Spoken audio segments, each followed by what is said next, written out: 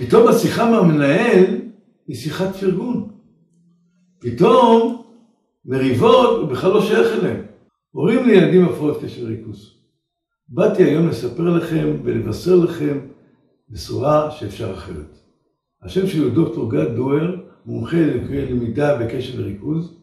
אקטיבייט הוא ממשק דיגיטלי שמורכב ממשחקים ומאתגרי חשיבה, ובמיוחד מגלים שמשודרים למוח ומאיצים את הפעילות המוחית בעיקר באזור הפרפרונטלי האחראי על הקשב וריכוז.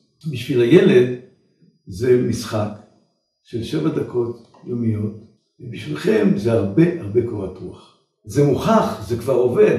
בואו והצטרפו למאות הילדים שעשו כבר את השינוי.